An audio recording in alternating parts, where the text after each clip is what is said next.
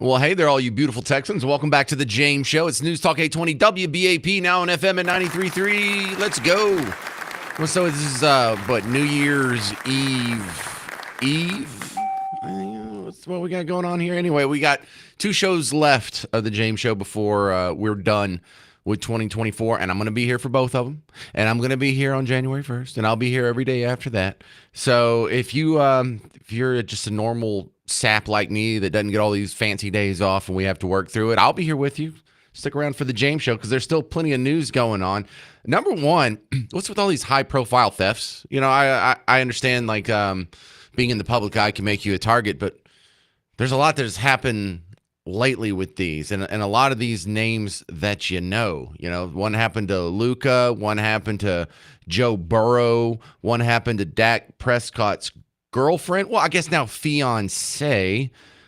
Let's ask someone with a security background. Brian Boyd back on the James Show. Brian, why now? What's with all this happening recently? Well, I don't know if it has to do with being a recent event. When these type of things occur, these types of thefts or burglaries occur, there's only two explanations. One, most burglaries are casual or opportunist and that sort of thing. But when you have high-profile people like this, if you were to investigate it, you have to look at several options. You have to look for some sort of problem internally with the people they know. Like any other crime, it's usually somebody they know or in their circle of contacts. And so somebody is gaining intelligence on these people. They're learning the profile of the behavior of the police because anytime a thing like this occurs, that means they know they have time to conduct this without police response. So they're looking around and they're doing intelligence on these people. It's a gang. They're probably planning it in advance. They know whether or not they can get in and get out without getting caught. They know the local neighborhood. They know the response time of the police. So I would start looking internally to find out where the leak is that these are causing these people to be targeted. Well, there's a couple of things from the pattern just jumping all out at once. You know, maybe we just didn't notice it in the past, but if this is the case, that betrays two things. Number one, there's a level of organization there. These aren't independent guys who just so happen to coincidentally target high-profile people all at the same time in different jurisdictions, in different states and whatnot. Right. And then if there is some sort of organization, why weren't they doing this last year? Why weren't they doing this the year before? And, you know, one theory is it could be something we imported with the wave of illegal immigrants or it's some new technological change. I don't know, but there's something to that too. Well, the illegal immigrant angle is a good angle to consider. The crime has gone up, at least higher in the media, with a lot of these illegal immigrants coming in. Some of these gangs, these various gangs from Venezuela, and this recent guy from Guatemala, these people are very sophisticated criminals, and so they're bringing a new bent to the criminal behavior. And because these are high-profile targets, they would be easy pickings. But it doesn't mean that just they're the only people out there. They're just being the ones in the news. But I think the immigrant angle is a smart thing to look at.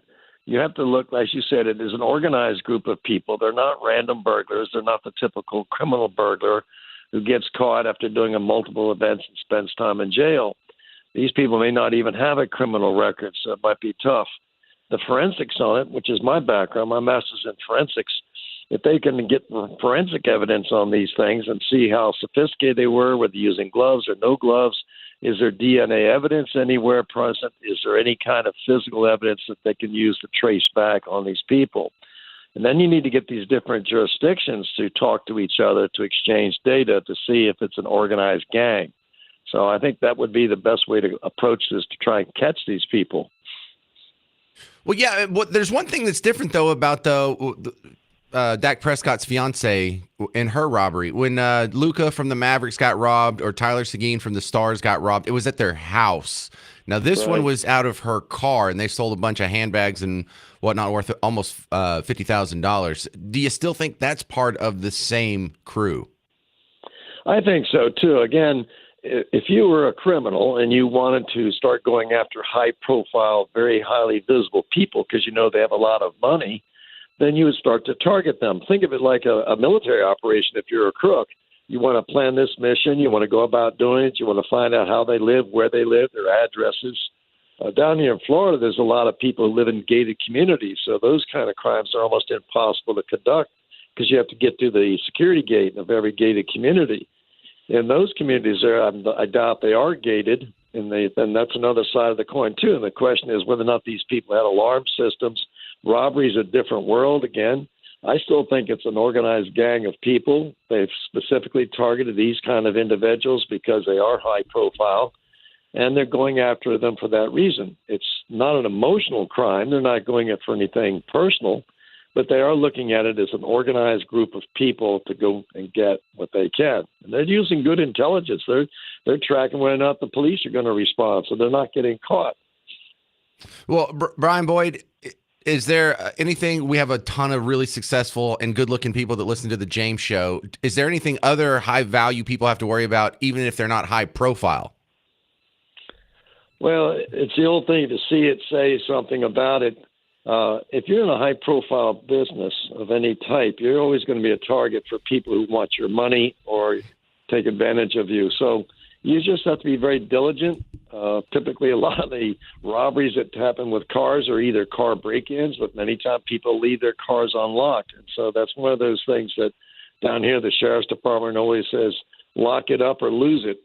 That's all the local signs in the neighborhood. So that's probably the best advice, just to be very diligent of your awareness, be aware of your surroundings, be sure to lock up your belongings, and certainly put some sort of an alarm system on your home, and do be aware of what the response time is and have a good rapport with your local police department so that they know they'll come check you out. Yeah, well, my advice, when you get all your money, spend it so you don't have anything worth stealing. And then you can... I also drive like a 9-year-old car, so that totally throws the crooks off. I could afford a Bentley, Brian, but I just choose to do the low profile thing. Take 30 seconds. What are you promoting these days? BoydIntelligence.com or your charity? What you got going on? Well, BoydIntelligence.com. That's a site that was set up for me many years ago by a friend of mine because he knew that I'd worked for different law enforcement agencies, and I'm a former Green Beret, so I have a lot of unusual knowledge about counterterrorism, counter-narcotics, and the bad guy world. So if I can ever help you, I answer a lot of questions on national security issues, anything with the counterterrorism business, and be glad to assist anywhere I can. Get the young people to go out in the world and get involved in good careers and change the government, make things work better with more honest people in it. Thank you very much, Brian Boyd, for being on the James Show again. We'll talk to you soon. Thanks for the invitation. And we can do the hack dad joke of, well, I guess I'll see you next year. Get out of here. Get out of here. All right, I'm going to ask you some of the same questions. Why is this happening? Why are all these high-profile thefts happening? Why is it happening so close together? Is this a gang? Is this organized? Is this just some copycats, maybe? Does this have to do with immigration? I'd like to hear what you think. 800-288-9227. 800-288-9227. I'm James Parker. It's News Talk 820 WBAP, now on FM at 93.3.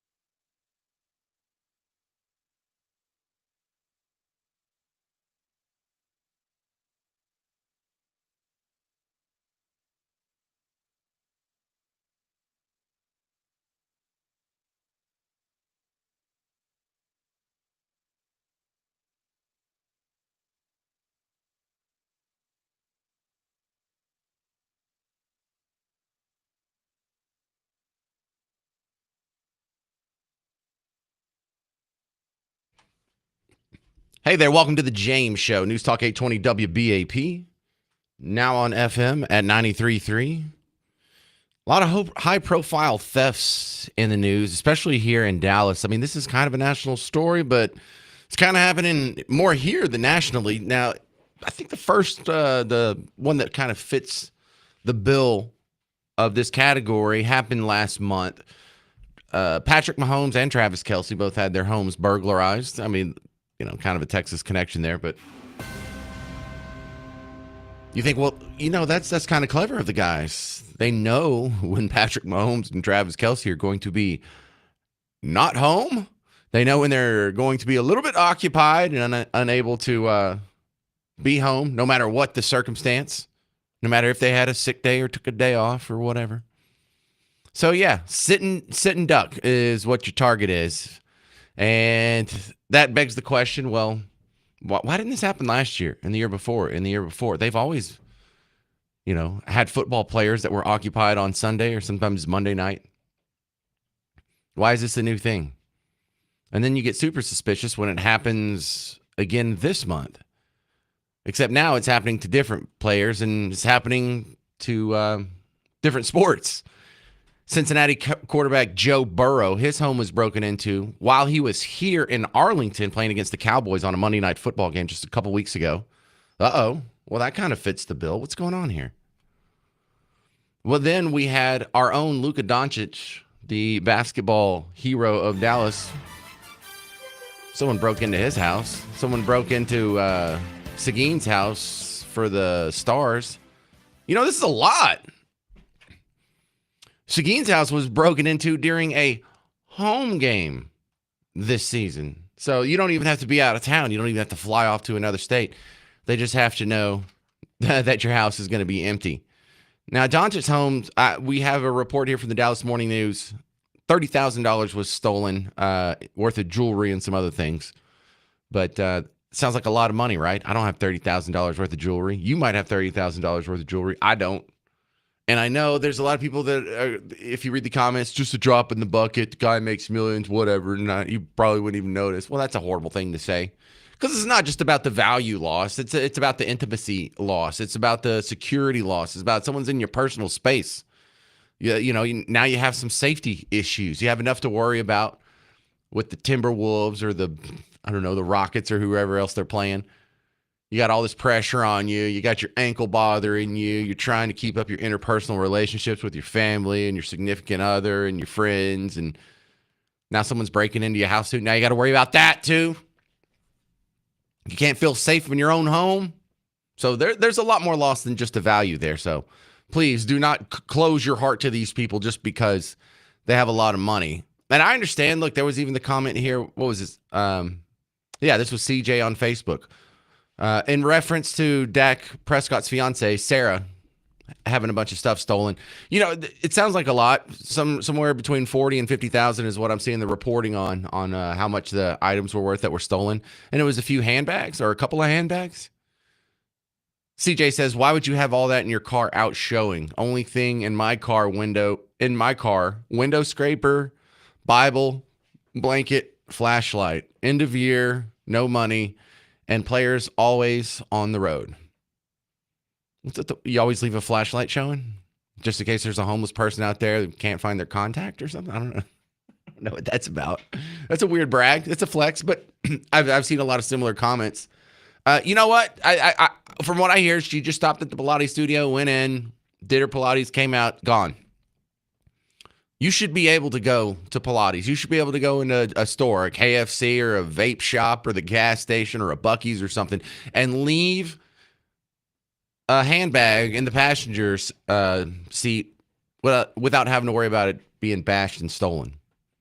That wasn't happening last year. There's nothing wrong with what Sarah did, Dak Prescott's fiance did. There's nothing wrong with what Luka Doncic or Tyler Seguin or any of these other people, Joe Burrow. All these poor people who are having their privacy violated. All these poor people who are, it's not necessarily just about the amount, the value of the stuff that was taken. It's also about, hey, we need to snap out of it. If this wasn't happening last year, this is something new. What has changed? What has changed in our society? Is there a new technological breakthrough? because that explains some of these patterns that you see, like when the keys were getting stolen. Oh, thieves figured out how they can change the wireless key fob or whatever they have, where they can open cars and start them with this, I don't know, computer algorithm or cell phone app. Who knows? So there was an explanation like that for this. Is there an explanation like that for this round of thefts? 800-288-9227. Look, your guess is as good as mine. I have no background in law enforcement. I'm a computer guy by training, and I went to radio almost immediately after college. So these are my guesses. Yes, it is a ring. I don't know if it's one ring that's done all of them, or maybe someone saw the guys do that in Kansas City and thought, that's a good idea. But now that it's happened to several players around here in 3 different sports, really? Y'all are all going after athletes? So that tells you it's probably men. I know, I have the toxic masculinity. I defend you when I can, guys, but not on this one. It looks like this is one of our faults. And they're probably under the age of 40, probably under the age of 30, because they love sport and they look up to sports stars and whatnot. Oh, let's go for rich people. What do you mean? Well, I mean like the power forward of come on. Because once you get past 40, when you're like, well, let's go after rich people, what do you mean? Oh, like, well, I don't know, the CEO of a company. You know, the high-powered lawyer that's on the billboard. They have more money than Tyler Seguin, or some of them do.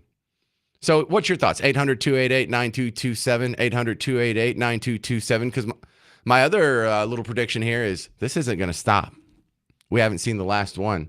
I don't know who's next. Maybe we need to bubble wrap the Cowboys kicker. What have they not hit yet? A soccer player? Oh, well, they don't. What are you going to steal? Like a 2016 Corolla? Coming up next, Tony Ortiz from Current Revolt, Texas's #1 political tabloid, to deal with some gossip behind the headlines. Next on The James Show. I'm James Parker. It's News Talk 820 WBAP, now on FM at 93.3.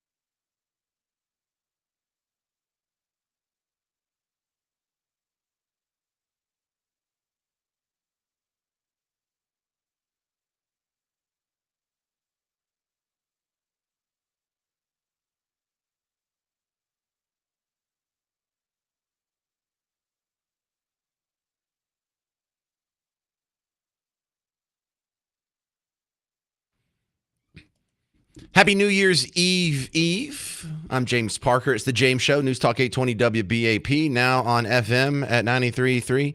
My next guest is someone I'm having on because I've been using his website like a dish rag for the last year, and I've got to first tell him thank you for currentrevolt.com, and also thank you for all the great talk radio show content. Tony Ortiz, your first time on the James Show. Welcome, sir. It's an honor. James, I'm glad to be here. Thanks for having me on.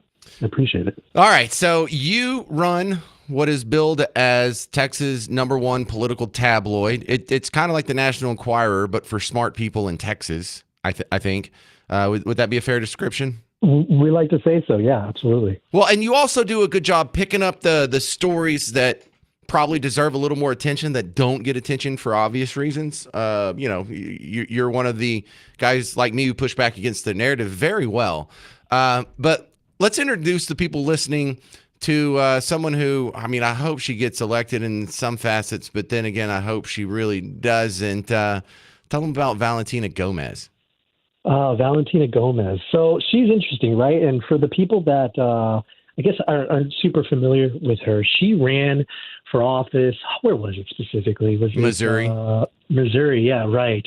And she lost. As far as I remember, she didn't do very well. I think looking it up correctly, she did really poorly. But she's your typical kind of hot-blooded Latina that she makes a lot of these Twitter videos of her holding a gun and saying a lot of cuss words. And anyway, she's decided to move to Texas and purportedly move to Houston to try to primary Dan Crenshaw.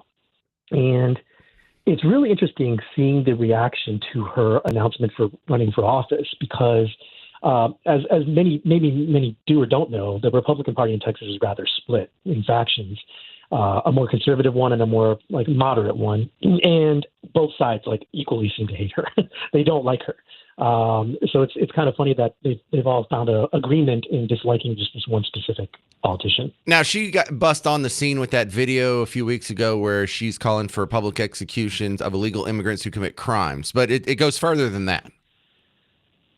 Yeah, I mean, she posted a video of herself, I guess a mannequin, and she walks behind it and shoots it with a handgun in the head and then makes a little movie clip out of that. But she wants public executions and all this stuff of illegal immigrants and aliens, and it's just it's a bit much. Well, and she's really extra on Twitter too, or X, whatever we call it these days. Here's one of her tweets: "You all look fat, gay, and vaccinated." Now, these aren't my words. This is a woman that's running for Congress. And how can you run for Congress when you're making tweets like that? I mean, you don't get to see it because she already blocked you. Right. She blocked me the minute, we kind of brought it up. But yeah, I don't see how normal people, not people that are just addicted to the internet, don't like their politicians to have a foul mouth like this. You have to represent people. You have to have a level of professionalism. And that's asking a lot of politicians sometimes. But she just comes across as really crass and gross. And people don't like it. They should say most people don't like it. Well, what did you say that got you blocked? I said, she said she was coming out to Texas to run for office. And I said, please don't, we're full. And I got blocked immediately. So, well, do we know anything about how she would govern? Because, if she's running against a Dan Crenshaw, as crazy and foul as her mouth is, that's still a maybe.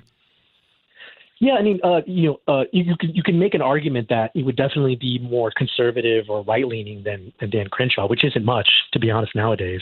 Crenshaw isn't really liked a lot by people outside of his constituency. He's very much a moderate, I should say, and he definitely loves his wars and funding of wars. And she comes across as being the opposite of that. She wants maybe less money being spent on wars and more conservative policies passed, and there is an argument that she would be an improvement. I guess if I were to be somebody that would be inclined to vote for her, I'd want to know the type of people that are running her campaign and who she's going to keep in her circle of influence, and maybe I would consider. But as is, I think she's dead on arrival. Well, here locally, we had the DallasExpress.com expose the fact that Kay Granger's been in an assisted living facility for the last 6 months. How wild is it that you could be a public official and be AWOL for 6 months before anyone notices? It's funny you bring up that specifically. So I love the Dallas Express. They do phenomenal news. It's a phenomenal replacement for what the Dallas Morning News was, right? The Dallas Morning News is a very moderate, left-leaning rag. So Dallas Express has come in and they've done excellent work. But so Current Revolt, we run a paid article once a week that our paid subscribers get. We reported on Kay Granger being MIA back in June of this What? year. I thought she had only been in the facility since July. But she No, probably she hadn't. was That wasn't her having- first she was visit, I having imagine. she was having memory issues going all the way back to June. Okay. And people were talking about it. And she's been gone for that long, right? Not showing up. So we reported this long time ago. Now Dallas Express picked up and did the groundwork on it, right? They were able to go and talk to people in the field. But it's wild. And what's crazier, and what Dallas Express reported, Carlos Tercio specifically brought this up, is like her campaign team was still collecting checks, and she's been gone, and they know she's been gone. And so they were making money off this lady in office. And I mean, you can make an argument whether there should have been a special election. She should have resigned if she's having mental issues, right? But I mean, I think if I'm a constituent and she's my representative, my congresswoman, and she's not showing up to represent me, that's a problem. All right. Tell the people listening a story they don't know in Texas that they need to know, because that's what you guys are good at, is showing me stories I didn't even know existed. Well, here's a funny one, and we covered it this morning. So Dallas, the city of Dallas spent $99,995 taxpayer dollars to get what looks to be an Indian company to develop an app for them. Okay, and now the dollar amount's kind of interesting because it makes me wonder if once they hit the 100,000, there's something else that happens. But they developed an app for the city of Dallas that purportedly or claims to monitor your cell phone to protect it against hacking and other viruses and things like that. But it also advertises that you can use it anywhere in the world. So they mentioned it's for City of Dallas residents, but anybody in the world can use this app. And they claim it doesn't take your info or anything like that. But we looked into it, and we looked into the app, and we had one of our staffers actually install the app. And the app actually harvests a ton of data from your phone. Websites you're visiting, it reads your text messages, and it was scanning the phone sometimes multiple times in an hour. And the fine print says that they are allowed to harvest all this stuff, despite the fact that the city claims that it doesn't. And so the real question is, why did Dallas spend $99,000 on an app for security that is advertised that anybody else in the world can use and harvest data? It's very strange. And I think they were on Twitter advertising it, and nobody knows what the deal is behind it. There's a specific chairman or a specific politician in Dallas that was promoting it, and it's all just very odd. It's odd to see why they would spend money on something like that. All right, we're talking to Tony Ortiz from CurrentRevolt.com, Texas's #1 political tabloid. I have two more stories I want to ask you about. Can you hang on through the break here? Yeah, absolutely. All right, we'll continue with him because the next thing you want to hear this story too. How much of your taxpayer dollars have been spent on LGBT-themed trips for the LGBT extracurricular activities at Texas A&M? That's coming up on The James Show. I'm James Parker, News Talk 820 WBAP, now on FM at 93.3.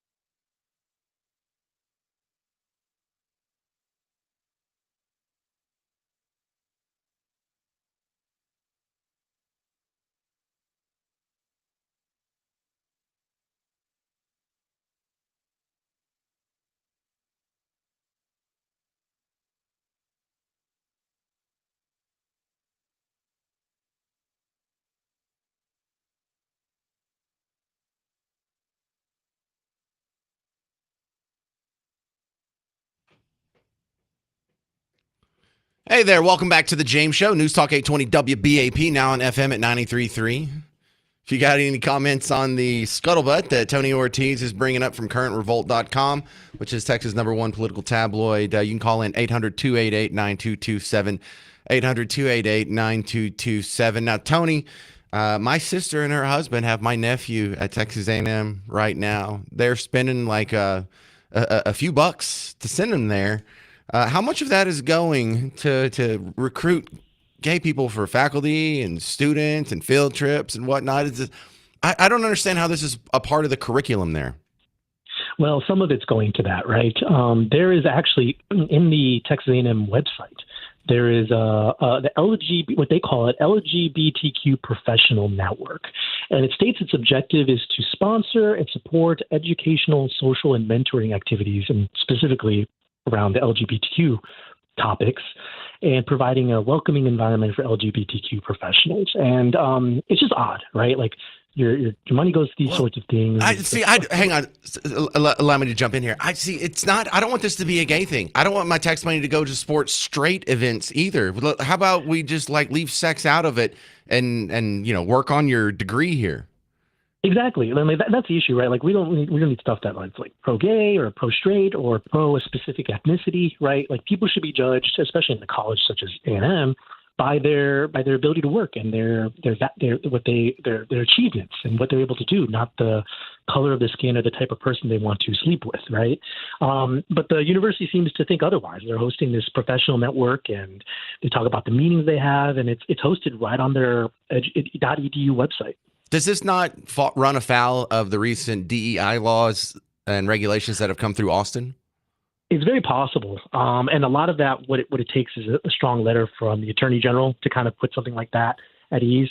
Representative Brian Harrison has already tweeted about it or posted about it on X, bringing up that, it's potentially an issue. But your tax dollars do go funding these sorts of things. And, A&M is not the only school that does this. Plenty of high schools do this. Plenty of colleges around Texas do it. And it's just a matter of finding it, talking about it, and hopefully getting somebody involved to ask questions, somebody with power to ask questions about it. Well, y'all reported previously on Texas A&M being sued over their anti-white hiring practices. I would just like to put a point of reference that every one of these hiring preferences is against me, it seems.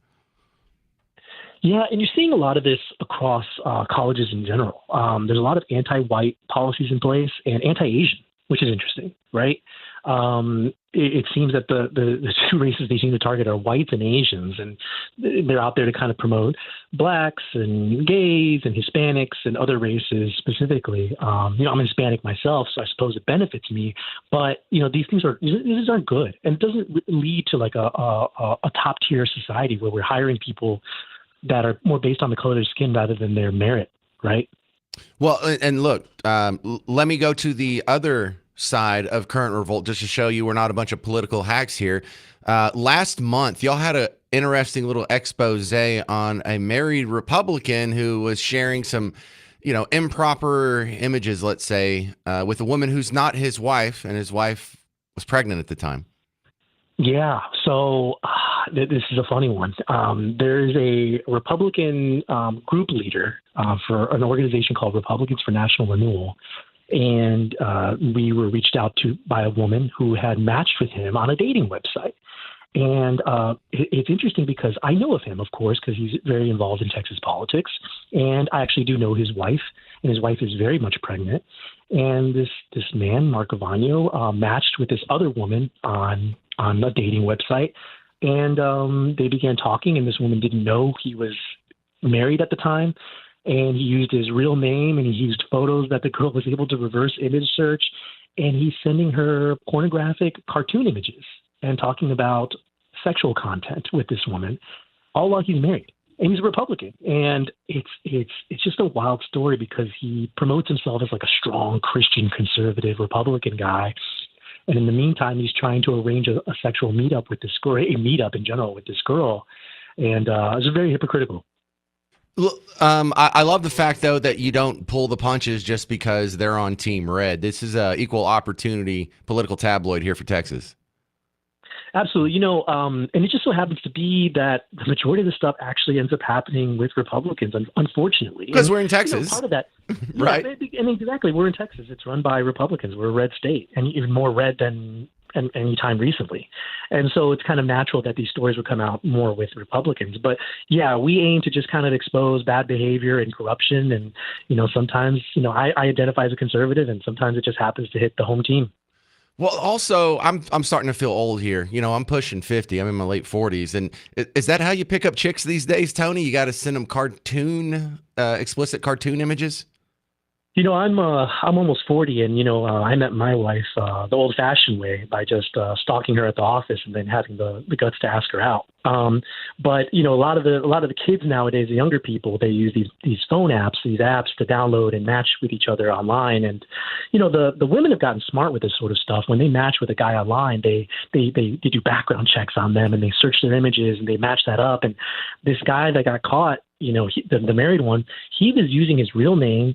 He was using photos from his own website, and the girl was able to just find search it, and it showed he has his wife as an employee at his law firm. Oh So my it wasn't hard to connect God. the dots there. So I don't know. I don't know if he wanted to get caught or if he was just lazy and sloppy, but he got caught. Well, look, I'm open minded to a certain extent, so I might try the cartoon stuff with the wifey. See if maybe she'll like that. We'll check it out. All right, She might be Tony. into it. Yeah, Tony Ortiz from currentrevolt.com. Thank you very much for being on the James Show. We're going to ask you to be on a regular basis. You have a lot of good scuttlebutt on your site over there. Would love to. Thanks, James. All right, there he is. Go to currentrevolt.com. Look, it's one of these. I'm trying to show you the alternative, the new places where we're all getting our information. You sick of Dallas Morning News? Why don't you do Dallas Express? Why don't you do Current Revolt? Sick of Texas Tribune? Well, we've got Texas Scorecard. We've got the alternative sites over there. 800-288-9227 if you have anything you want to jump in on. 800-288-9227. Seriously, I just think it's wild that you cannot go to your job for 6 months before anyone noticed. Can you go to your job for 6 months without anyone noticing? I couldn't miss like 2 days without people calling in. Coming up next, we'll talk to an immigration attorney, get an update on what's going on with immigration reform and the border. I'm James Parker. It's News Talk 820 WBAP, now on FM at 93.3.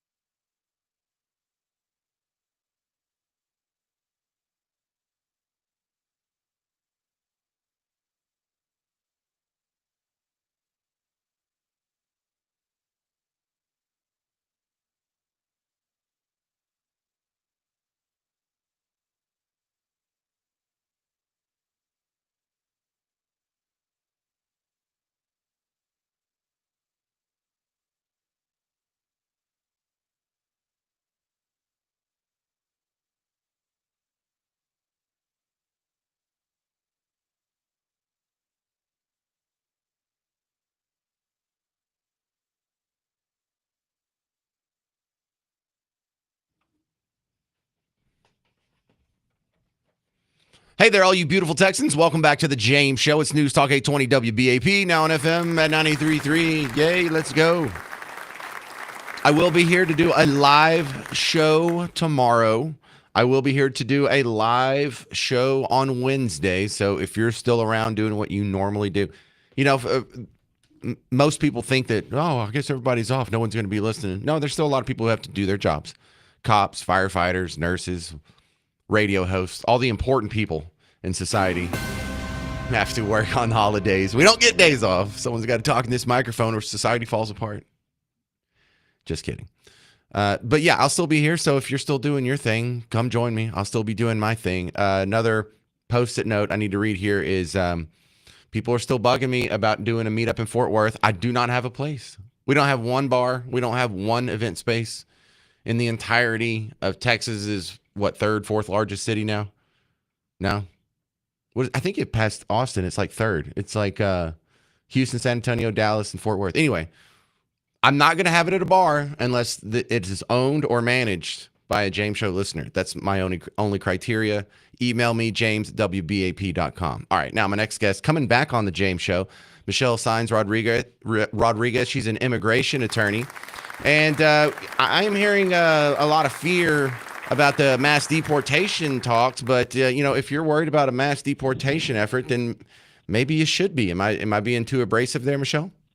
Well, I mean, we hear the talk, and everything on TV is telling us that they're making plans, and so I guess we're going to have to wait and see what happens on January 20th.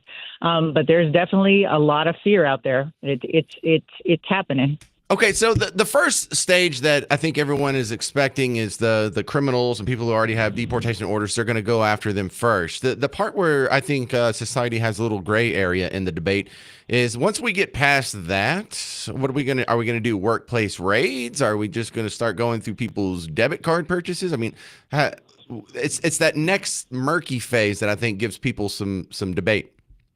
Well, I think once Washington gets settled and Congress gets to work, if they can come up with some common sense approaches to immigration, I mean, we can all agree the system's broken.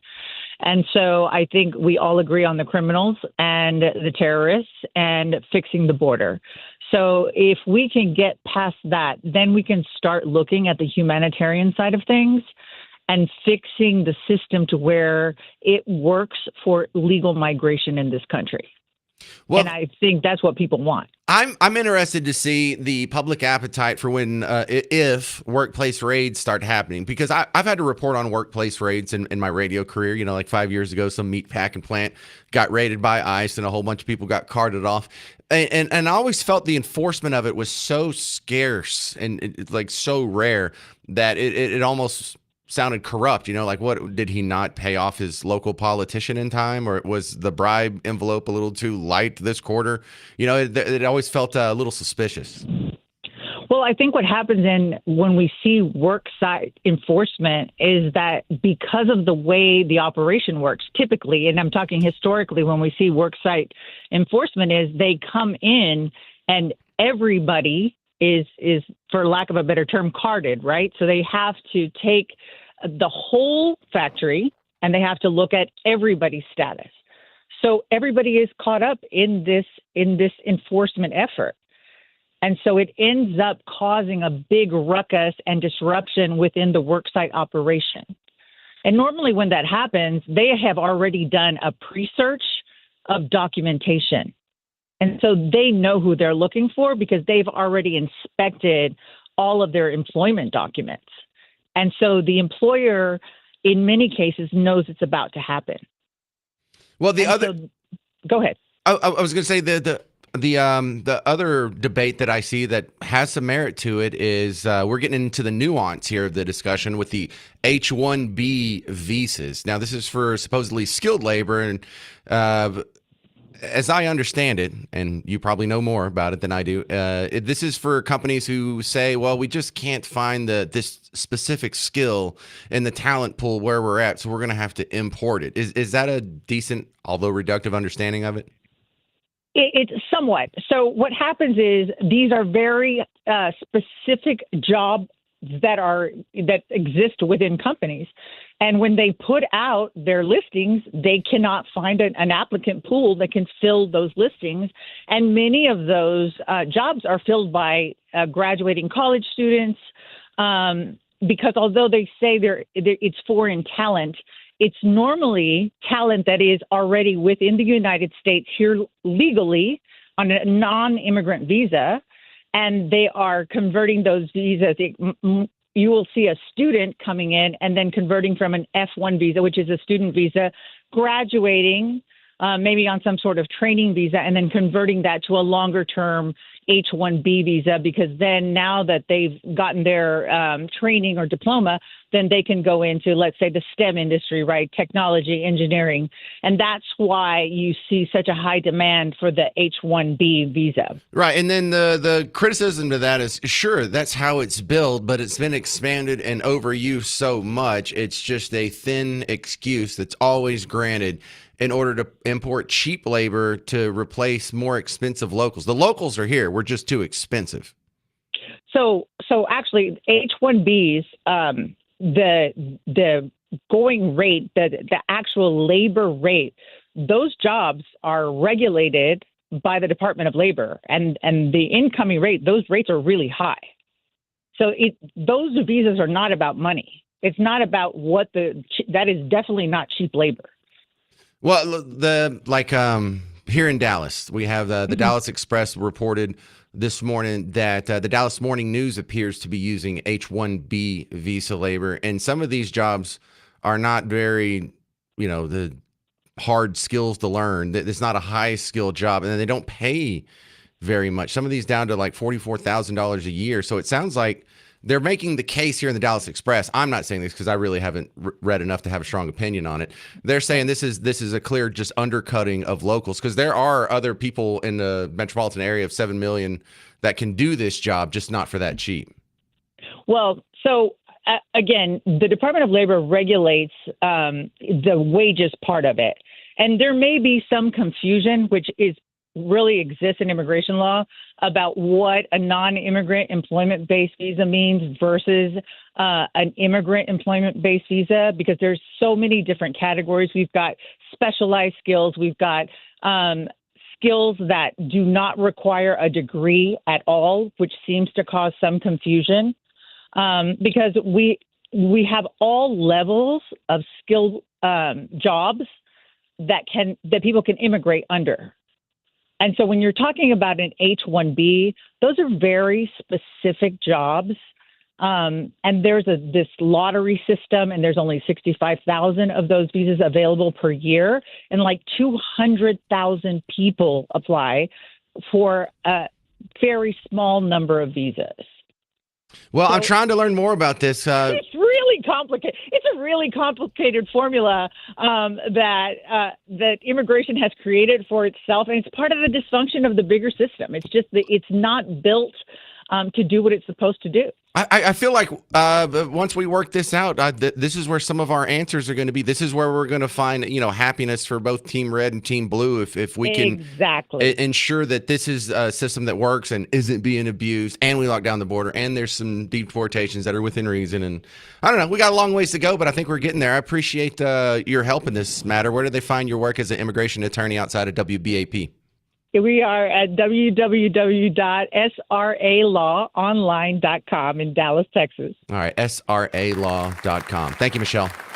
Thank you. Michelle Saenz Rodriguez, immigration attorney, sralaw.com. All right, coming up next, the debate that's also raging is if we do the mass deportations, will that hurt our economy? And, what's your definition of hurt the economy? Yeah, the food at the restaurants is probably going to go up a little bit. Some of these other services, like construction sites and whatnot, that price might go up a little bit. Will it hurt our economy? Will it just change our economy, but for the better? 800-288-9227. 800-288-9227. I'm James Parker. It's News Talk 820 WBAP, now on FM at 93.3.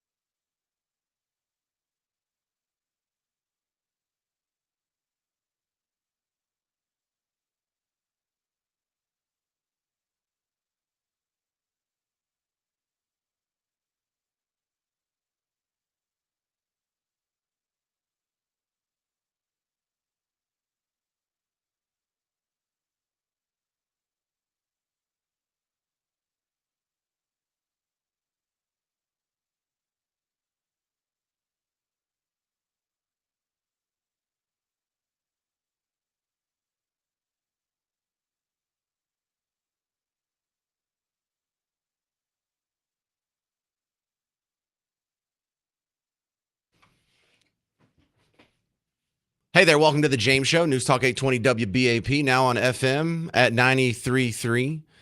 I agree halfway with the people who say mass deportations will wreck the economy. Well, they'll wreck it for some people. Mass deportations are not going to be good for the people who get deported. Mass deportations are going to be pretty rough for the people who have been employing them all this time. They're going to have to reconstitute their workforce, probably at a higher cost. Yeah, it's going to be tough for them. It should be tough for them. That doesn't break my heart at all. If you've been, I hate to use the term exploiting illegal immigrants for their cheap labor, because if you own a restaurant, that's kind of what you have to do just because everyone else is doing it and you got to keep up. Same thing with you people in construction and lawn care and so many places where you see illegals working in large numbers. Some of them are definitely exploiting them. Some of them are just, that's the nature of the business because everyone's doing it.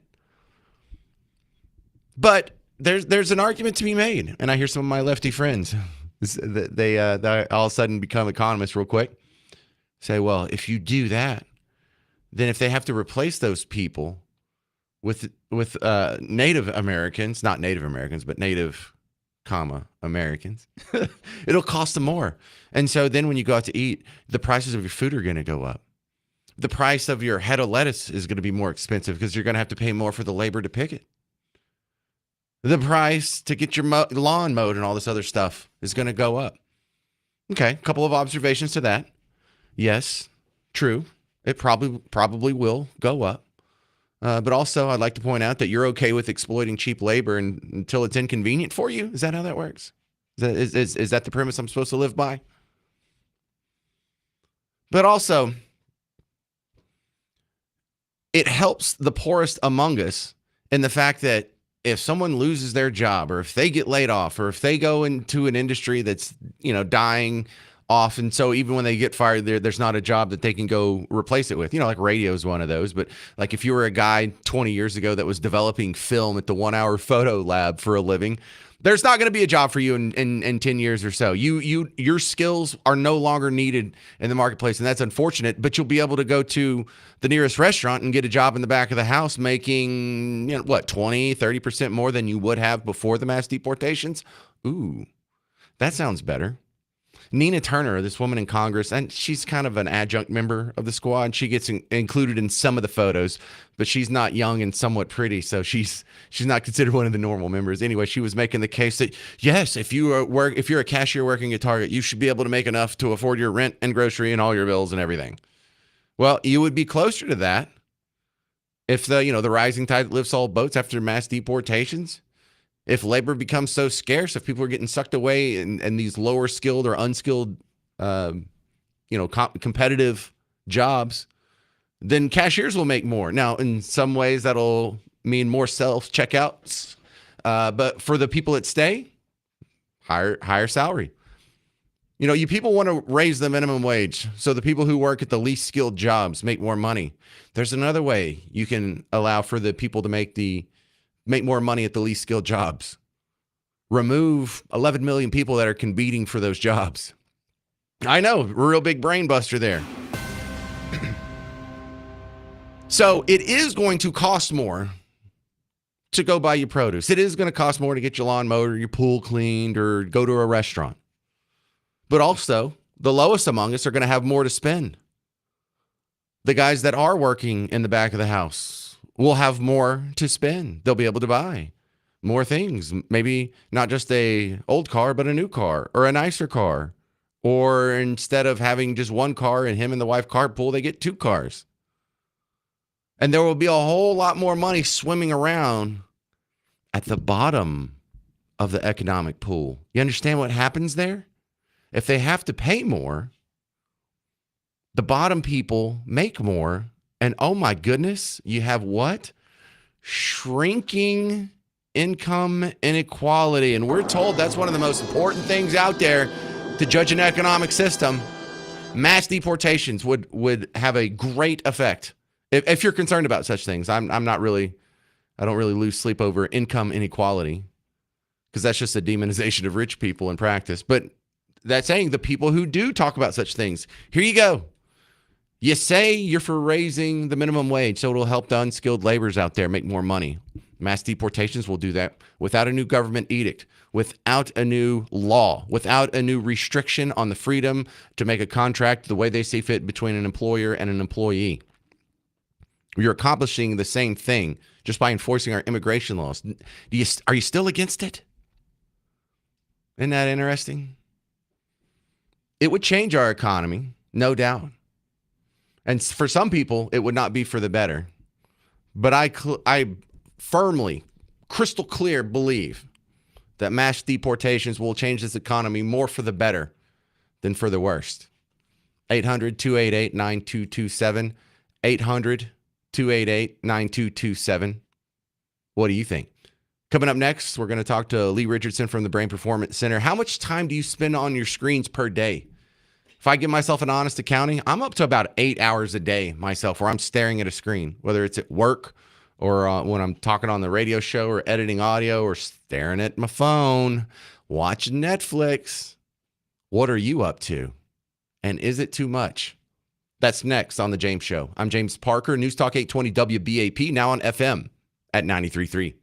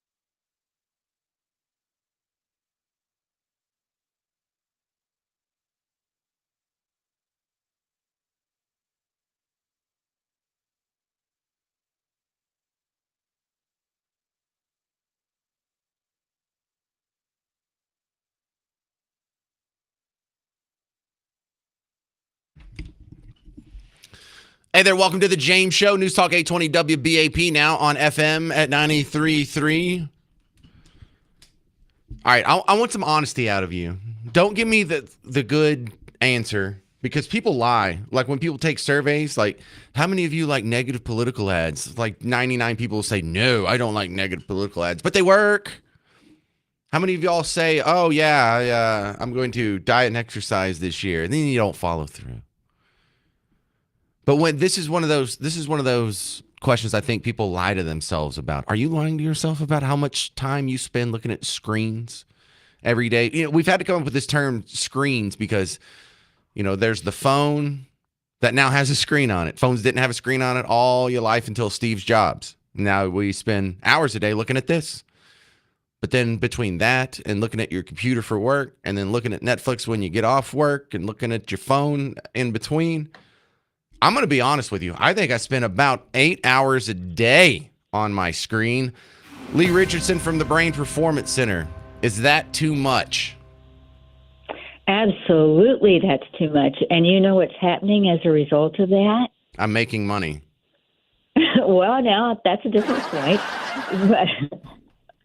But you know, now that they've come up with this, it's the new word in 2024, brain rot. Yes, I like that one because I like brain rot. Let me explain it to the people out there because you're the expert, and you're going to ruin it for me with your good definition. Brain rot is not when you spend time on your screens. When you spend time on your screen doing stupid stuff, you're like training yourself to be stupid. That's my definition of brain rot. Well, I mean, I think that there's some truth in that because brain rot comes from an overabundance of screen time. And any time you're doing too much of something, it's not good. It truly is not. And, you know, when I first read about it, I thought, they must be talking about ADHD because they were talking about mental fogginess and, you know, during reduced attention span and being lethargic. But they're linking it specifically to the screen time, how much time you spend on a screen. So how much screen time is too much? Well, I think that depends upon your age. And, you know, like you use a lot of screen time for your job. I do too. And certainly that has to be done. But do I need to get on social media? And do I need to look at what everybody did for Christmas and what they wore and what their dinner was? No, I don't. And I think that what we're seeing is when we're getting too much of screen time in, it makes it hard for the brain to organize information, and it makes it hard to recall information. So, you know, it's not that hard to limit your screen time. And how many apps do you have on your phone that they're just there as a distraction? Yeah, like half of them. Almost half of them. But Lee, if you do convince people to spend less time on their screens and they still do something else that's not beneficial, then that's not really an improvement. No, it's not. I mean, you've got to give a little to get a little, and people will say, you know what? I've turned off all the unnecessary notifications on my phone. Okay. Does that mean you still don't go and look at those websites? No, it doesn't. You still go. So you've got to really change your habits. And you're right. There's a screen in front of us no matter what we're doing. If we're working, if we're cooking. I mean, I'll put a recipe up, I'll pull it up on my phone. So it's become a new way that we get information. And I think what we have to do is really pay attention. Are you getting that mental fogginess? Are you can't pay attention for more than, you know, we used to have the 30-second elevator speech. They say now it's an 8-second elevator speech. Yeah, and we used to measure the attention span of a goldfish, but we can't do that anymore because our attention span isn't long enough to monitor the goldfish. And now here's the question, Lee. Honesty, how much time a day do you spend looking at screens? Actually, I do look at my computer screen a good bit, but remember, I do a lot of counseling and coaching and training, and that's face-to-face. And for some reason, I've never gotten bit by the social media bug. Oh, I'm just a nosy human being. That's my problem. You don't like. I mean, we all say we don't like gossip and we don't care what everyone else is doing or what if celebrity stepped in a bear trap or whatever. Yeah, you do. Some people more than others, but everyone a little bit. Oh, everyone a little bit for sure. But I just don't. I don't go to social media to get mine. I mean, I still pick up a People magazine, but I tell myself I'm reading. That's a different transaction going on in my brain. They make People magazine like the printed version. Yeah, You get it at the yeah, grocery one of store. those. I know that's so wild. I know. All right, so what do you recommend?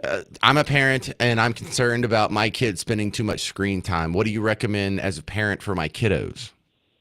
Well, first thing is that I recommend you model good behavior, and that you show them that you can put your phone down and you can walk All away right, from screen what's time. plan B? Okay, Plan B is just to reward good behavior. Every phone will tell you how much screen time you have. Hey, if you cut that down 25%, let's start there.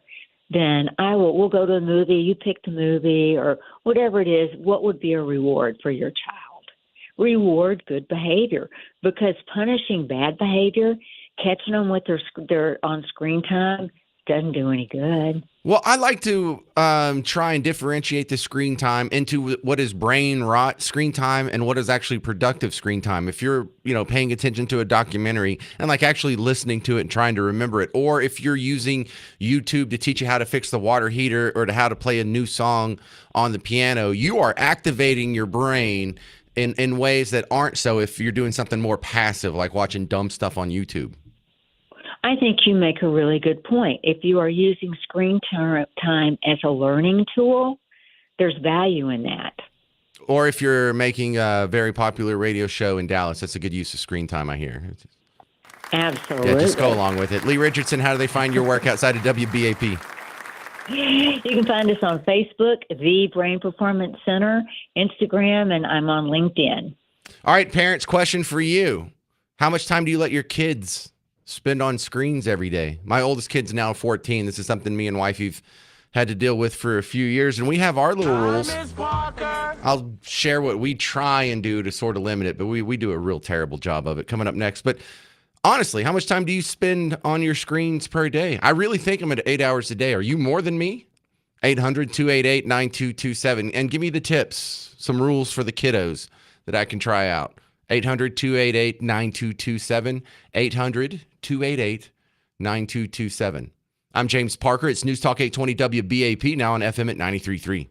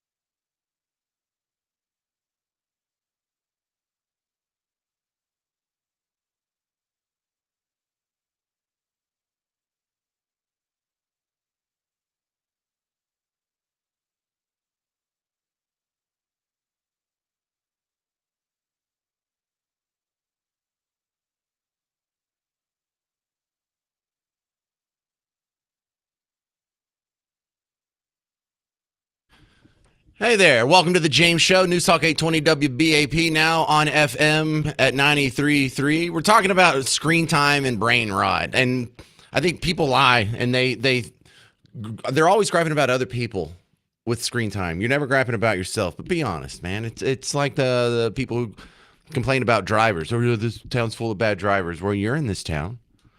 98% of Americans, when they're surveyed, will say they're an above average driver. Some of you are wrong.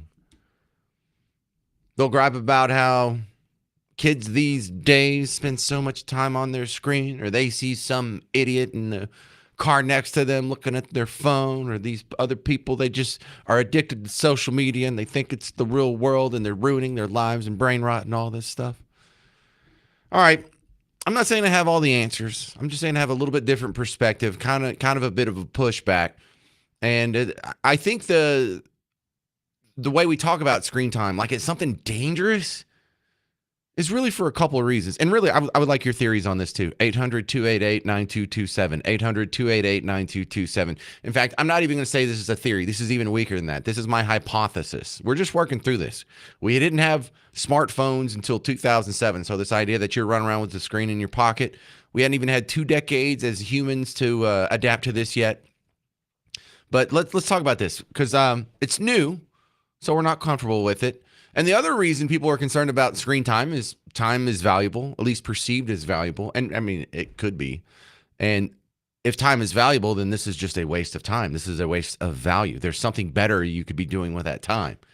Now, for everyone who somehow figures out how to watch their screens like a half hour or maybe a whole hour less a day, well, what are you going to do with that time? Are you going to go do push-ups? Are you going to go jogging for 3 miles? You're going to jog the Katy Trail? Is that what you're going to do? Are you going to learn a new language on Duolingo or Babbel or something? Is that what you're going to do? Are you going to pick up the banjo, take banjo lessons? Or are you just going to waste it doing something else dumb? I think that's something that really needs to be focused on because a lot of us are doing productive stuff on our screens. Look at all the memes. Look at all the geniuses that are making funny memes, whether it's videos or graphics. They get a graphic, they add to it, they throw it online, they push it out there. That's screen time, but that's synthesis. That's a real high taxonomy of thought. It's not just like passively watching Blippy or Bluey or whatever the shows are now. But think about it like this. Let's put it in a historical context because I like to do that. For all of human history up to about 100 years ago, instead of spending 8 hours a day looking at screens, your ancestors would spend 8 hours a day doing something else probably equally mindless, staring at the business end of a mule pulling the plow. In the springtime, you would spend 14 hours a day harvesting crops in the fall. Sure, you're getting a little exercise, getting a little sunlight there, but 14 hours a day picking corn or picking cotton or picking whatever, harvesting wheat with a scythe or something. You did a lot of mindless, repetitive, brain rot type stuff. Was it not bad then? Is it only bad if we're watching dumb stuff on YouTube on our phone? There was also dozens of hours every week that were spent on just existing that we don't have to do now. Think about how much longer it took you to take care of the household with no dishwasher, no laundry machine, no dryer, no vacuum, no Swiffer wet jet. Love those things.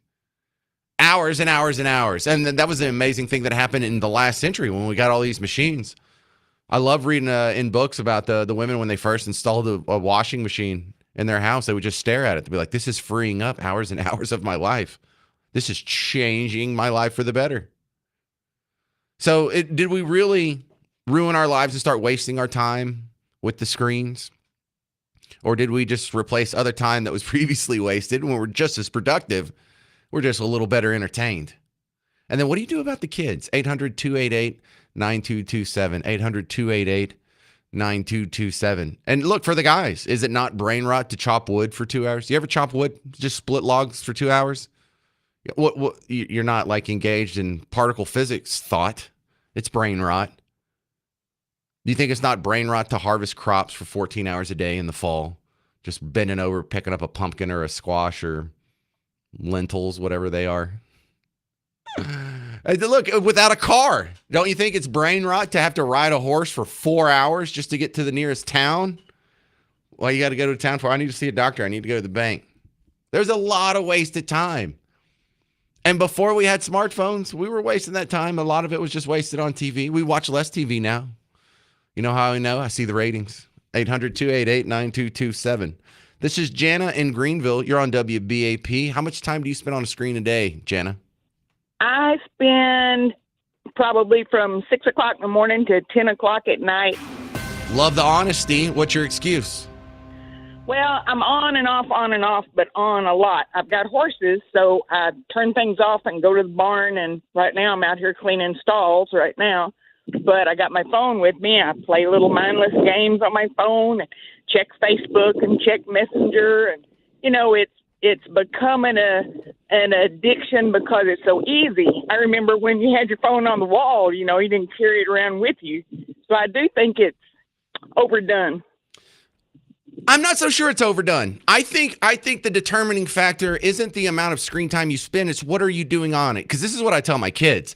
Look, if you're watching other people play video games, if you're watching Unspeakable or Preston or these idiot influencers like go through and play Minecraft or fill a wading pool full of Jell-O, then yeah, that is brain rot and it's not good for you. But if you're watching documentaries, if you're learning history, if you're learning a musical instrument, if you're learning how to fix the air conditioner, if you're learning, you know, how to change the air filter on a car, just something useful. It depends on what you're doing. If you're picking up, you know, the basics of calculus, you know, differential and integral equations by watching it, I don't think that's time wasted. I think you're making yourself a better person. And in fact, you could spend all damn day on the screen time, on the screens and come out a better person at the end. It really depends on what you're doing. That's true, I really think. I do watch a lot of YouTube, and I've, you know, looked at a lot of different things, how-to things, and, you know, anytime something breaks down, if my husband has a question about it, I'm like, oh, let me look on YouTube. We'll find out. You know? It's very empowering like that, isn't it, Jana? I'm a big fan of the screens, and I'm just trying to give them a little bit of a defense here. Thank you, Jana. This is Kevin in North Richland Hills. You're on WBAP. How much time a day do you spend on screens? About as much as the lady that you just spoke to, probably a little more. I'm 63, retired. The problem I have is I've got 3 young granddaughters, and it used to be that you could go out and play, okay, by yourself. You can't do that anymore now with what's going on. So unless you have an adult out there. Wait. What do you mean you can't do that? What are you talking about? Unless you have an adult out there with your children or yourself, they're not protected. So what do you mean? I have a problem with the young people and spending so much time screen time. Now, I've got my bed screen TV out in my office and computer and my cell phone, and I'm on it all day long, not watching trivial stuff, except for some of the movies on TV. But the young people, I just wish they could get out there and play. And going back in time, my best friend Billy and I would go down to the creek and try to catch minnows with our hands. Right. Okay. But I think this is a popular misconception that I hope to dispel one day, Kevin. You know, it's safer for our kids out there. The incidents of, you know, car accidents and random kidnappings and violence against children and whatnot is actually lower than when I was a kid in the 80s. And so my kids I feel safe with them running around. They can go to the park at the end of the street and play with some of the neighborhood kids without an adult being there. We used to go out. Now, I'm older than you are. We used to go out and we would come home when my dad whistled for dinner. And then when the street lights came on, we came home. Well, don't prevent your granddaughters from having that exact same experience. If they're not experiencing that, part of that's on you and their parents. It's on their parents and what is going on in society. You want me to call them? I'll call them. Is it your daughter or your son? Yeah, maybe they'll pick up. All right, parents, stop being such babies. It's not, you know, everyone complains about helicopter parents, and half of those people that are complaining are they themselves helicopter parents. It's the damnedest thing. It's safer now than it was in the 80s. Go look up the statistics. Don't trust the goofy guy on the radio. You have the screen time. You have it in your hand right now, don't you? Look it up. Tell me I'm wrong. Our kids are safer than they ever were, and screen time's not necessarily bad. As long as you're not doing dumb stuff on it. That's me. Coming up next, very special guest, Jose Villalobos. He's the mayor of McAllen, Texas, and he believes mass deportations will create serious issues for America's economy. We'll hear about that next. If you want to jump in, 800-288-9227. I'm James Parker. It's News Talk 820 WBAP, now on FM at 93.3.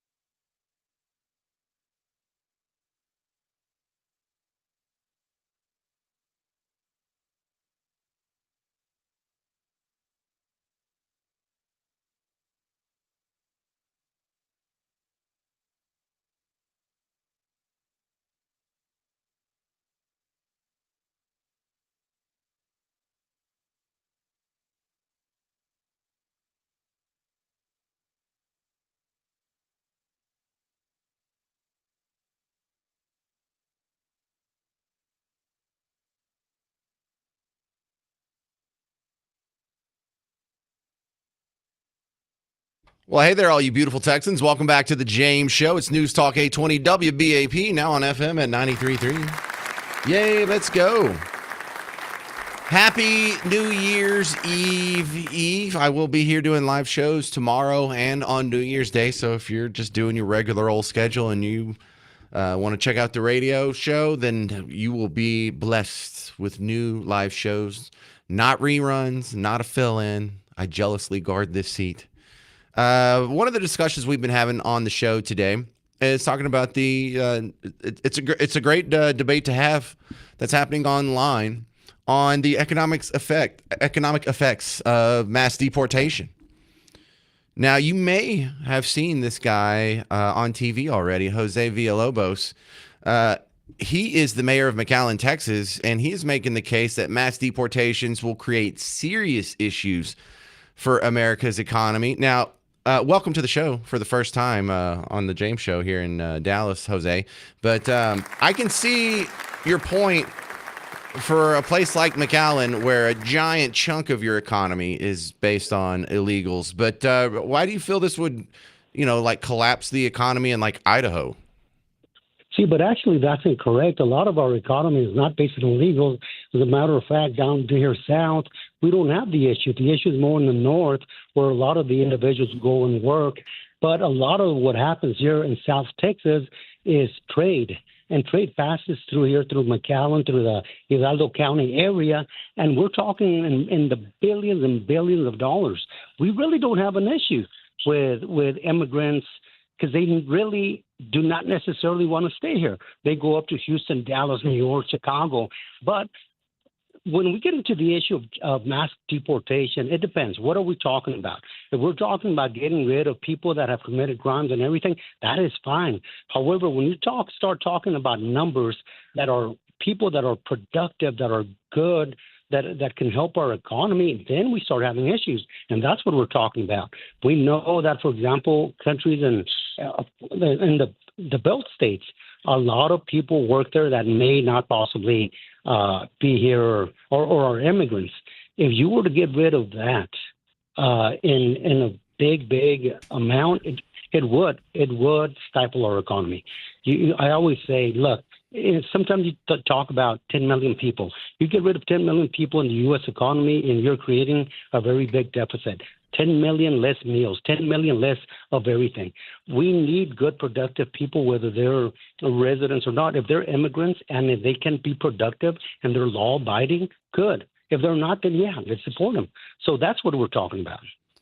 So I understand, like, having 10 million fewer customers for the business. There's a smaller demand for the businesses that are left here. But for the people who would be filling those jobs that are vacated by the mass deportation, life would get significantly better for them. And you would think that, but the problem we have is the work ethic of the American people is not what it used to be. I myself used to work in the fields when I was a kid. My kids will no way in hell do that. And that's the problem we have. A lot of people won't do that anymore. So we do need people, but we need people that come the legal way, and that is the issue. We need people. The work ethic of the American people is not what it used to be. I wish it were, but it isn't. So, yeah, we do need people. We do need people, but we need them here to come here lawfully, to come and produce for us, for our economy, send money back to their families, and do it the right way. But just to deport people for the sake of deporting is not a good thing.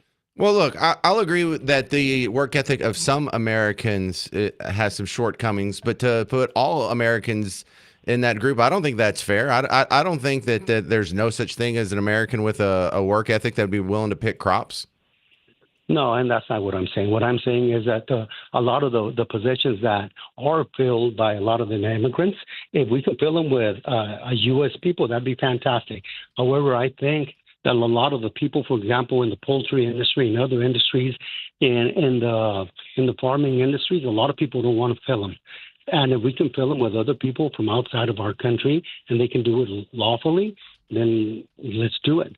Otherwise, if they're here illegally, get them out. Get them out. If it's not good people that are productive, we get them out.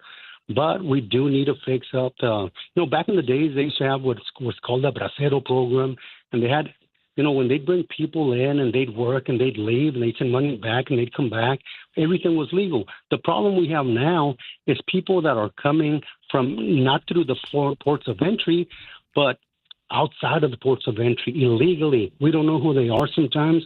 We don't know what their intentions are. And those are the ones that we really shouldn't be here. But if it can be done lawfully, we should. Would you be okay if for every illegal that we deported, we replaced them with a legal immigrant? If our country needed them, yes. Yeah, so that's what I'm saying. Like there would be less of an economic convulsion that way because there would still be the same demand. Because I think you'd be surprised how many Americans, even on Team Red, would be in favor of that. Because if we have to deport 11 million, isn't there 11 million immigrants on the waiting list to get here legally? Let's just trade a 1-for-1 here. We can keep the aggregate demand for our economy and GDP, probably improve on it, better, and then everything will be legal, and we won't have to let people skirt the law. That is exactly the case. That's exactly what I'm saying. If we can do it lawfully, if they can come in and we know who they are. But the biggest problem is outside of the ports of entry, and even the asylum seekers. Sometimes I'm in a position where I say, look, when you come and answer a few questions and then you're entitled to asylum, that's not correct either. Because I know that a lot of times they come in and after a certain point in time, they're never going to show up. So I'm talking about reform the system, make it where we get people, we know where they are, and we know who they are and what they're going to be able to do and produce. If they're good, law-abiding citizens, they can come. They don't have to be citizens. They can come work and be productive for our country and theirs. And we need it, and we know we need it. And sometimes I say that the work ethic is not what it is. Yeah, we have a lot of good people here in the United States, but we also have a lot of people that don't have the work ethic we used to. Jose, what was that parade I saw on TV this weekend? I was just walking by my parents' TV. I was at their house, and there was a parade, and it had an obviously Texas theme. I'm like, oh, so this is a Texas parade. And then there was a float that said RGV. I'm like, okay, Rio Grande Valley. That's starting to narrow it down. And then it showed the middle of the football field in the stadium, and it was McAllen. What was y'all's big parade that was on TV that we saw? Oh, my we God. watched this all over the state. Actually, it's all around the country. It's one of the biggest parades and most successful parades in the whole country. We've won award after award. This is our 11th annual McAllen Christmas parade. It is amazing, and it has been very successful. And it's throughout, not just here and throughout the United States, but throughout Mexico and different countries. And we're very proud of it. So I welcome you to come hopefully next year. That was really cool. I like the idea of Texas having its own Macy's, but the Christmas version parade. We can just take that space over. There's not a big Christmas parade nationally speaking, so why not let it be one in McAllen, Texas? That sounds good. No, it's the 11th annual, and it's a great parade. It's a fantastic parade. We keep on inviting people, and of course, our area is not as big as other areas, but we still get 250,000 people or more to come to our parade. All right. Well, Jose Villalobos, if there's anything going on at the border in McAllen that you want the people of North Texas to know about, give me a call back on the James Show, sir. Hey, anytime, give me a call. I'd love to be back on. All right. Thank you very much. This is Jose Villalobos, mayor of McAllen, on the James Show, giving you a firsthand update from the border. Your thoughts? 800-288-9227. I see some hot opinions already on hold. That's fine. I kind of expected that. Your thoughts on the mayor's take on mass deportation? I'm James Parker. It's News Talk 820 WBAP, now on FM at 93.3.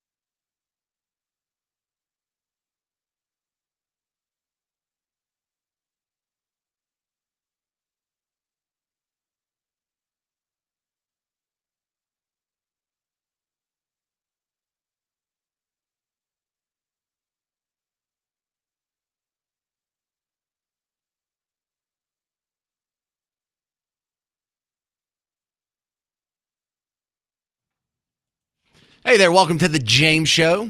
News Talk 820 WBAP, now on FM at 93.3. If you know someone who owns a bar or runs a bar in the Fort Worth area and they listen to the James Show, please let me know. I'm looking for a place to have an event, a listener meetup. I promised in January, and hopefully that'll happen. But I got to find a place first. Are you going to help me with that?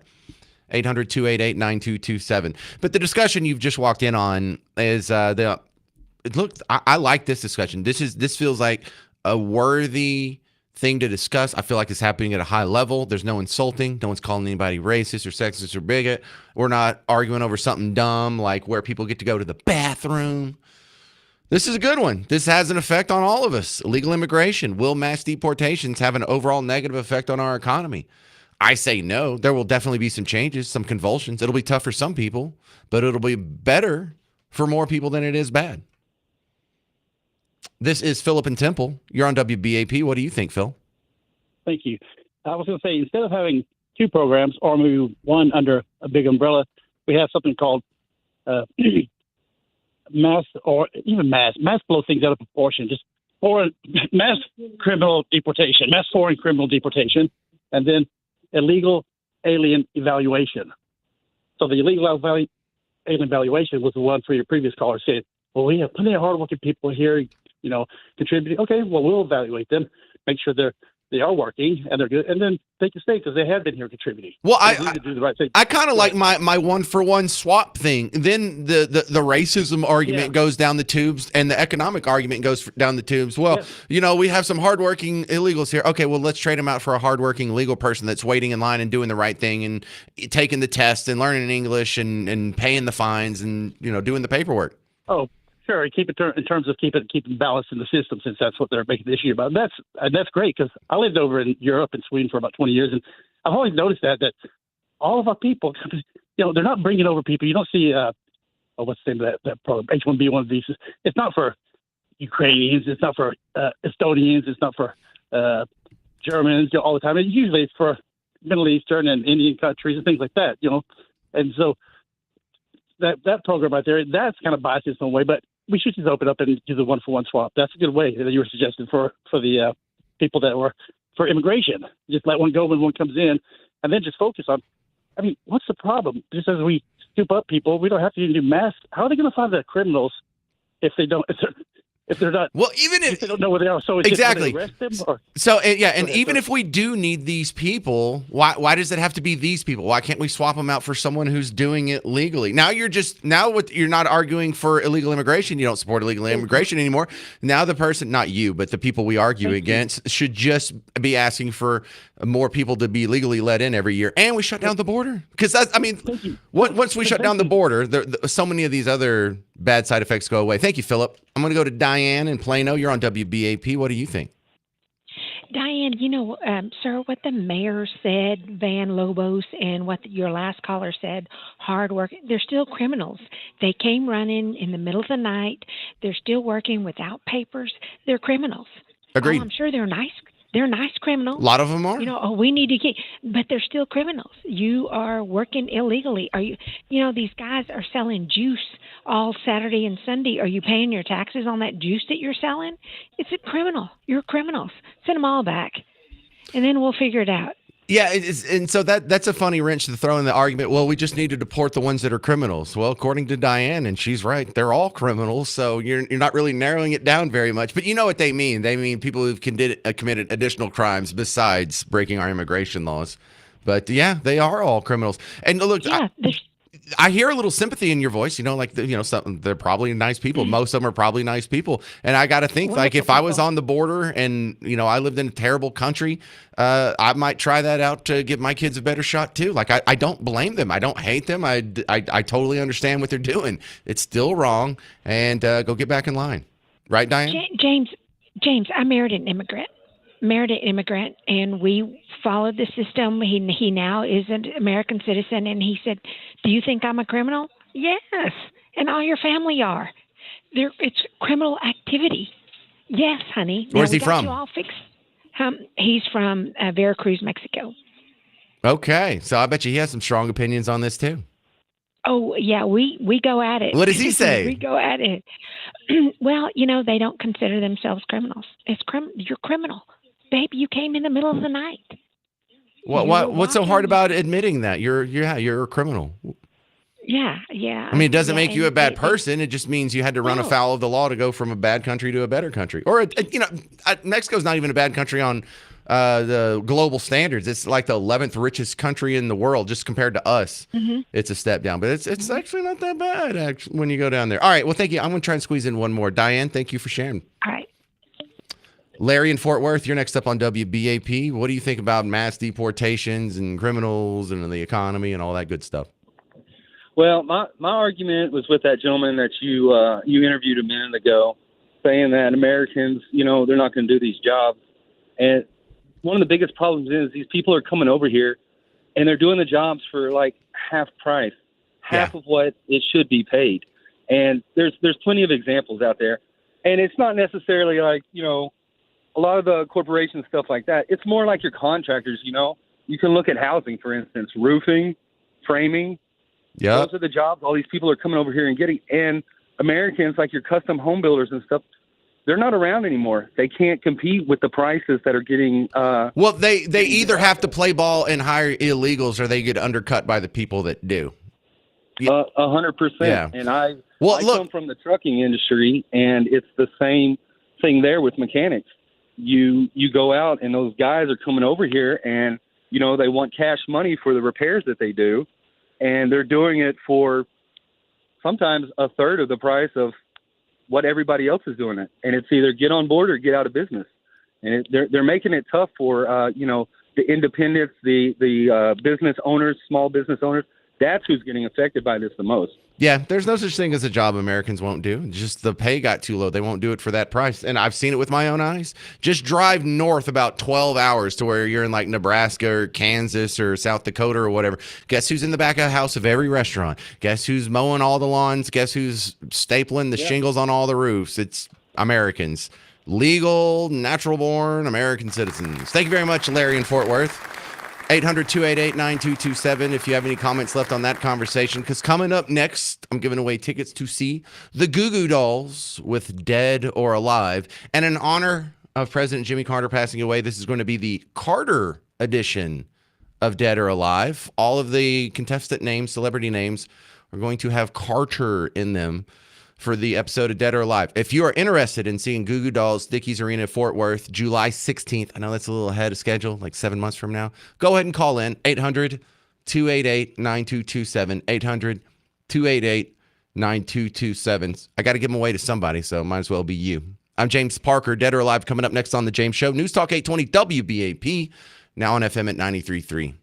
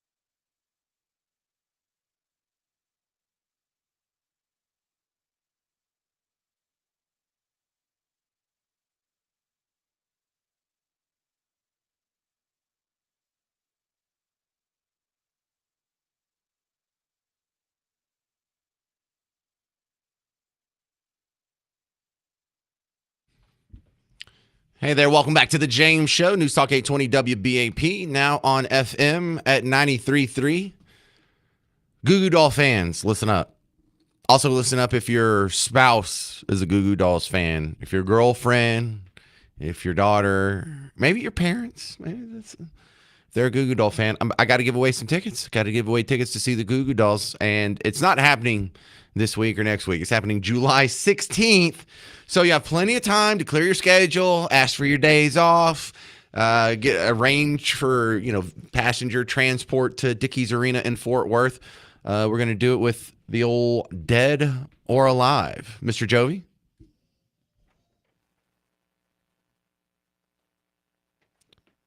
Hey there. Thank you, Mr. Jovi. Welcome to Dead or Alive. I am your host, James Parker. We're playing today.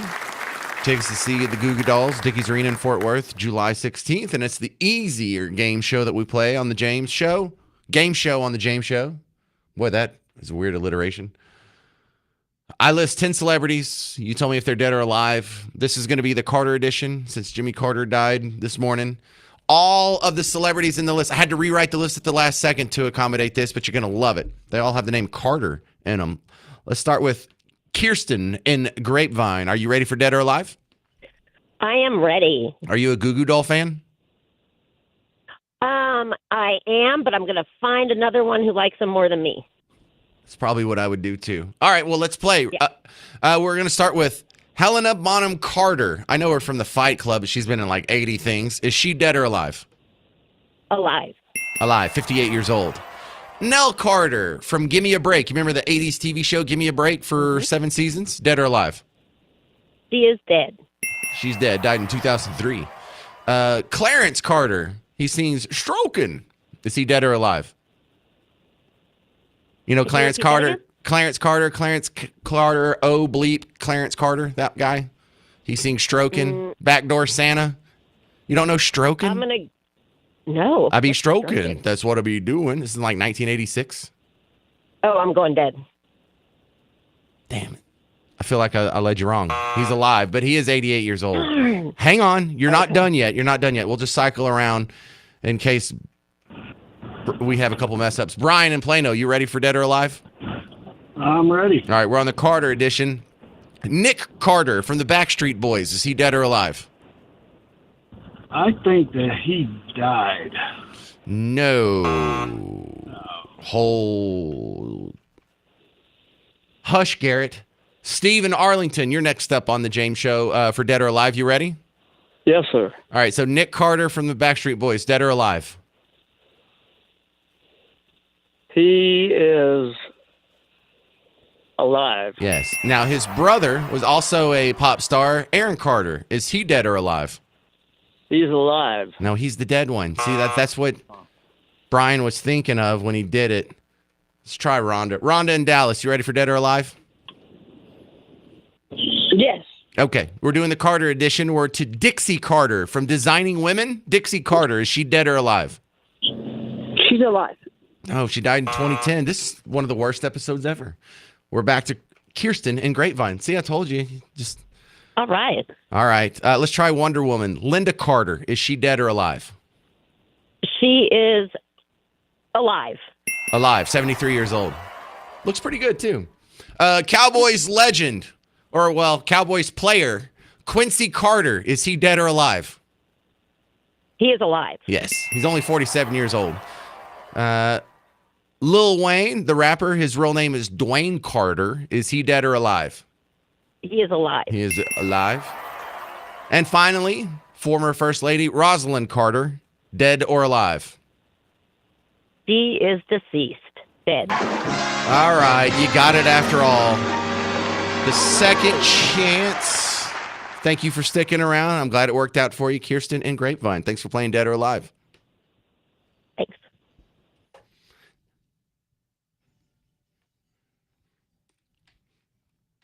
All right, now don't hang up. I'll put you on hold. You'll talk to Garrett. He'll email you your tickets to Goo Goo Dolls. For the rest of us, you're going to have to go get them online. But they're going to be at Dickies Arena in Fort Worth, July 16th. So Goo Goo Dolls fans, go pick them up, livenation.com. If you're already planning out your July schedule, How amazing are these people that are so ahead of their world that they're planning their July? Coming up next, I saw some local Starbucks employees were protesting. They had some funny signs of the guys outside of a Starbucks in Denton. I got some messages for these people coming up next because the question I'm asking you is, who is brainwashing these sheep into doing this? This is how you get higher wages? This is how you improve your station in life? You go get a foam core sign and some markers and you stand next to the sidewalk? This is your path to economic success. Who taught you this? 800-288-9227. 800-288-9227. Some hot opinions for protesting Starbucks workers next on The James Show. I'm James Parker. It's News Talk 820 WBAP, now on FM at 93.3.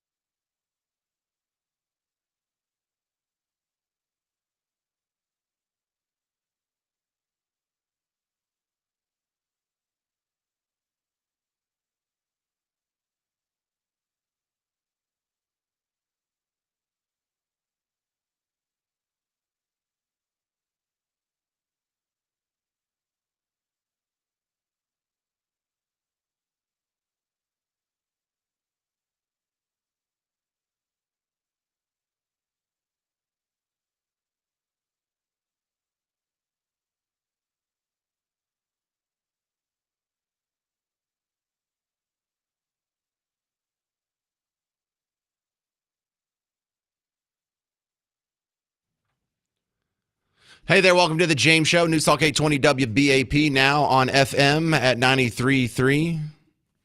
Welcome to the big show.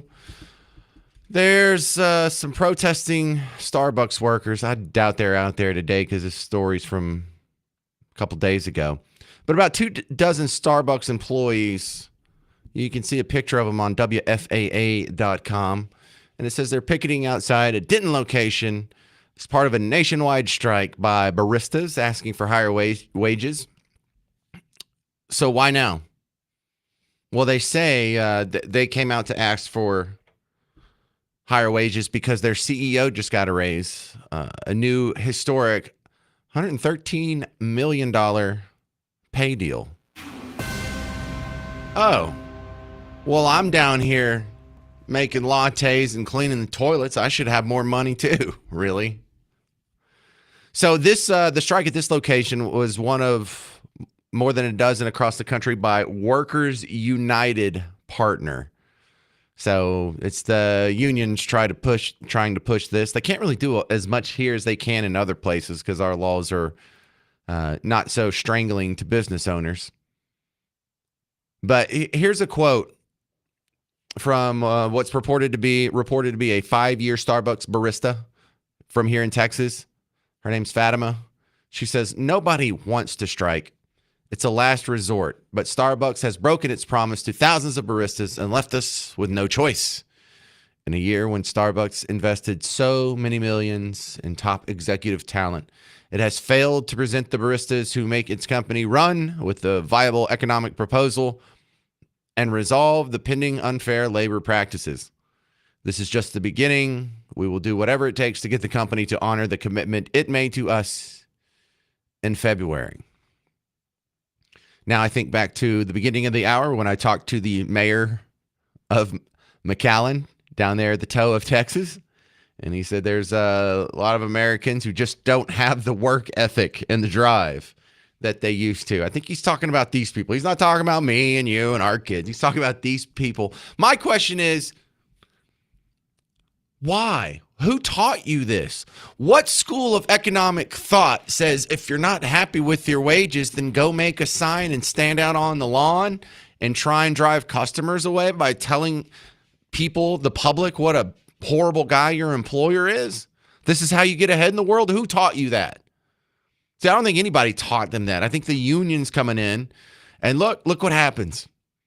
The union just made it on WFAA.com. The union is all over the news in all the places where this is happening. You have a sympathetic media. It's like, oh, look, these poor workers are being exploited by their evil capitalist corporation. Isn't this sad? Isn't there a flaw in the system? Don't we need to make some legislative changes to fix it? This is not fair. Look, it's heartwarming, heartstring pulling. I mean, for some people, it doesn't work on me because I see right through it. But now they get all kinds of free publicity. They get all kinds of free attention. And for the mindless automatons out there, the people who are still wearing masks alone in their cars, they see the news and they're like, oh, well, we probably do something about this. If it's on WFAA, it's probably true. Or if it's on the Dallas Morning News, it's probably true. Here's the truth. If you don't like your pay, you can ask for a raise for yourself. If you don't get it, look for another job. If you find a job that pays you more money, then you take it. If you can't find another job that pays you more, then you're getting a fair wage at Starbucks or wherever your current employment is. You're not being underpaid. If you can't go out in the market and go get a higher price for your exact same skill set, then you're not being underpaid. You're being adequately paid. Hell, you might be overpaid. You know how many people can do your job? And not trying to be overly sympathetic here is, I worked at a cafe for a couple of years, and I know how to make all those foo-foo coffee drinks. I can foam some milk.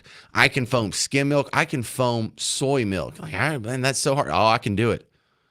I can make chai lattes. I can make all that. And it was actually shocked me. I loved the job. If being a barista paid 6 figures, I would still do it now. I was good at it. I liked it. I liked the people that would come in and have a chat with you. I liked having regulars. I liked the smell of it. Everyone's in a good mood. No one's ticked off when they're getting fancy coffee. but it just didn't pay enough. So what did I do? That was my side job. When I was working in radio during the day, I would go to a restaurant up in kind of Addison, far north Dallas. Still there, Dream Cafe. Y'all know that one? And I would wait tables and make foo-foo coffee, and it was good. And it wasn't meant to pay the bills. It wasn't meant for me to have a family of 4 living in a single family house with my own like little quarter acre of a yard. No, that was a job because I was just trying to scramble to get whatever else I could get for a little bit of income on top of my day job. That's another thing you need to tell these people. If this job isn't cutting it, either get a new job, and if you can't find another job that pays better, get a second job.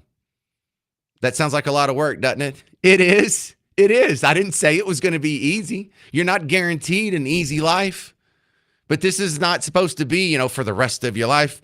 Whatever job you get when you're a 22-year-old barista, you're not supposed to have this for the rest of your life. This isn't supposed to be a living wage. This isn't supposed to be the pinnacle of your achievements. I believe you're a sentient human being with a set of skills that can be developed if they don't already exist. And you can do a lot more with your life than stirring together a chai latte. I mean, even if you wanted to slow roll it, you could at least be the manager. You at least maybe work yourself up to being a general manager, maybe save up a little money and get your own store. That's a dream. This is not a dream come true. You should have higher aspirations for yourself than saying, well, I'm not happy with my pay here, but I can't get anything better. I never expect to get anything better, so I'm going to have to go throw a hissy fit in the yard until I get more money.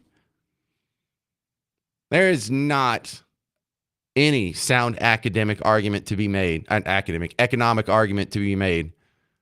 for this like sort of wage pricing system. How do you get ahead in the world then? By throwing big hissy fits? No, that's not how it works. You get ahead in the world by taking another job, by improving your skill set.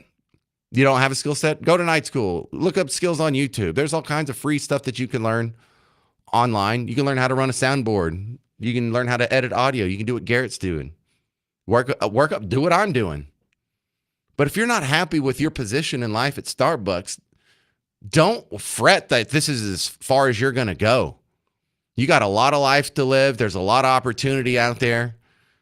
And it does not end with your ability to be a barista. This is not how you get ahead in the world.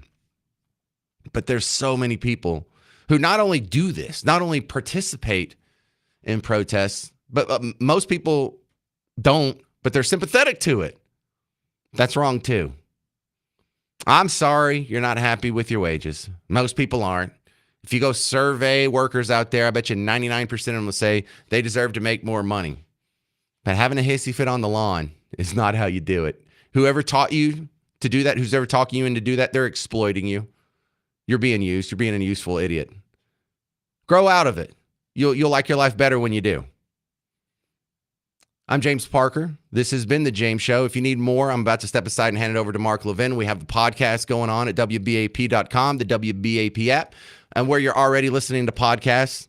So go find it, download it, subscribe, share it, tell a friend, learn it, love it, live it. I'm James Parker. It's been The James Show. News Talk 820 WBAP, now on FM at 93.3.